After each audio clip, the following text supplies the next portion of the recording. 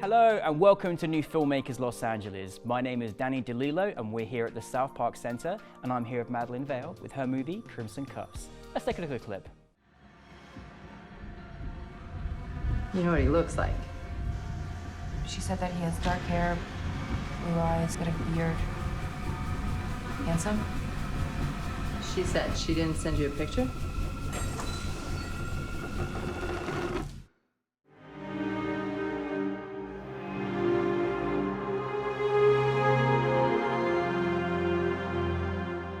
Madeline, thank you so much for being here and thank you for bringing your film to NewFilmmakers. For those that haven't seen it, tell us a brief synopsis of your film. I would say it's I like to say, a little gothic noir thriller. It's about a young girl, Lorena, that has a really pushy mom that feels like she needs to get out of her comfort zone and pushes her on a blind date. And even though her gut instincts telling her, maybe something's not so right, I think of the quote, "He who hesitates is lost." So yeah, she learns to trust her instincts over advice. Let me just tell our audience, if you've not seen this film, this is like the perfect short. Like, I couldn't believe how you took my emotions in the space of 5 minutes. I was like, I couldn't believe it. It was so beautifully put together, so wonderfully acted and directed, and my goodness, you know, you're in for a shock. I loved it so much, and I also kept thinking to myself, my goodness, this must be like a mother's worst nightmare, just when, you know, when their child has to go out on a date, for example. You know, you always kind of worry about your children. Yeah. Where did the inspiration come for you in creating this story? Well, interestingly enough, I would say I reverse engineered this. I started in acting a long time ago. I'm a writer, and I just decided I wanted to make a movie. Mm-hmm. I needed to just take the bull by the horns and make my own film. Mm-hmm. And I wanted to keep it short and quick, and one night get it done. And my daughter wrote a short story in university, creative writing class, years ago. And all of a sudden it hit me, it's the perfect little 5-minute film. Of course, I had to adapt it into a screenplay. Yeah. There was no dialogue or anything like that, but I mean, basically it was there. Yeah. The story was there. So I actually ripped it off from my daughter. I did give her credit. That's amazing, though. I love that. But yeah, so I was like, why am I trying to reinvent the wheel here? I already have the story, and that's what I did. What a talented family you have. Thank you. Oh my goodness. Yeah, isn't that funny? I think that's fantastic. Yeah, she's actually one of the extras in the Oh, she is? Hey, she's got a few IMDb credits there. Yeah. No, but that is wonderful, and that's great credit to her, because I really honestly thought this was an incredible shot. Like, it still left me wanting more, but it was perfectly done. And I can't believe you did this in one night, you just said. Yeah, we started right at sundown, and our last take was just as that sky starts to turn that cerulean blue. Wow. Dawn. Yeah. That's amazing. It was amazing. The crew was amazing. You know what was fantastic, and the moment even just from the first shot, I already had feeling for the main actress. I already felt something, like she's such a sweetheart and warm, and you wanted her to have this wonderful date experience. And I was like, wow, I felt something for her so instantaneously. How did you come about bringing your cast together? Because you had some very different characters in there. Movie magic. I'm telling you, I met Sandra Glinka. I actually met her at Cannes, just for fun, a couple years ago. I love it. Bumped into her at Sundance last year at a party, catching up, laughing, having a good time. 45 minutes into the conversation, I looked at her and I was like, Sandra, you're perfect for Lorena. She's like, oh, I'll show you my reel. I was like, honey, I know you can act, I can tell. Like, she's just that spirit, that warmth that she has. Yeah, she does. That empathic soul. And I was like, I'm not worried about it. But I watched the reel, and yes, she could act, and I was like, you're good to go. And then, ironically, Ben Fernie, who plays the stranger, he walked into that very party about 30 minutes later. What? And it wasn't until the next day at a Super Bowl party, I'm looking at him, I'm like, you're perfect for the role. You would be great with Sandra. And I never auditioned anybody else for it. I just knew in my heart instinctively that plus I didn't have much time. Yeah. So like I wanted to get this thing done.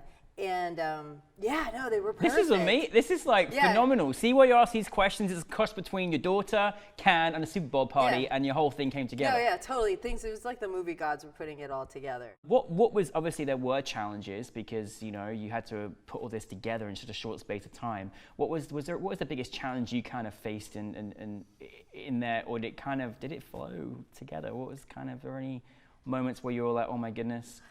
The biggest challenge, and this is going to sound really boring, but it was really terrifying because everything else was coming together so well, was that my DP wanted to use Panavision lenses.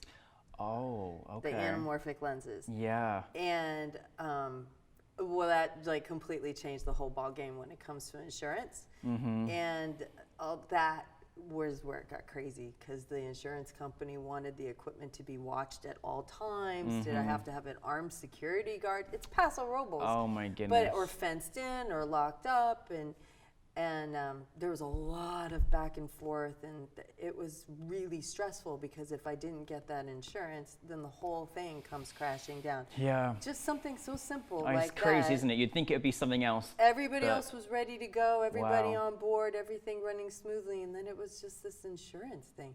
Yeah. It was really stressful. It was crazy. This is your directorial debut, and I honestly say this is like a perfect short. So I just want you to please just keep making more films for us, because I love your vision and what you've articulated for us, and scared the hell out of me as well. Awesome. Is there any piece of advice you give out to any filmmaker out there that just kind of wants to just get their film over the line, follow in your footsteps? Is there anything that you've been given in your career thus far? I would say number one would be story. Everybody says that, but it's so true. If you don't have it on the page, it's not going to magically appear on the screen. Yeah. It's just not. And even if it's an improvised situation, you do need to have you need to know where your story is going. So story, and then bottom line, I would say just you've got to go for it. You've got to do it. You just have to get it done, and you 100%. do whatever it takes to get it done. Yeah, 100%. I love that. And what's next for you? I have a feature that I'm in development on right now. It's a supernatural thriller. Oh, great. Yeah. So, and I'm working on attaching cast, and I've got my DP, and I'm just like putting it together. And it's just like we're starting this short. It's going to be just one bite at a time. I love it, but got to get it done. You know what's so amazing, and I love to hear as well, is that you've actually accumulated good people that you trust. You know, you've had good intuition about people, and they've ended up being in your film. I think that's so important, because you never know when you're going to meet someone that is going to be part of your production, and look how well this worked out. And I think it's nice to hear that you haven't always done it in the ways that we all kind of expect. There are moments of inspiration, or moments when you've met someone you've connected with and you have an intuition they could be good for a role, and look, you've made a whole film out of it. So I think that's really nice for everyone else to hear as well, that it doesn't always come in the way you think it does, and trust your intuition as well. Exactly. And like people say, oh, these parties and networking and all of that's such a waste of time. Not at all, because actually, even my DP, who was brilliant, we just kept bumping into each other, party after party after party. So in a way, I'm kind of metaphysical about things like that. We just kept getting drawn together. Of course. And then we became friends. Yeah. And then it was a year later that he was on my dream list, like, oh, if I ever shot a film, wouldn't it be amazing? Yeah. But yeah, the relationships were first. And if you think about it, the way we work together, our medium, it's a collaboration. It is, yeah. And you have to really, like, chemistry-wise, get along, understand each other. It's the way you're communicating with each other, because things get really stressful. Of course. And there's some people, it doesn't matter how much you like each other, the way you communicate, they just miss. Yeah. And there's no time for missing on a set, because Absolutely. Time's money, and Yeah. you want to get it done and get it done right. So yeah, and I can understand why now in retrospect. You look at some of these great directors and producers, and it's the same actors, it's the same editors, it's the same sound people. become a machine. And you, Yeah. yeah.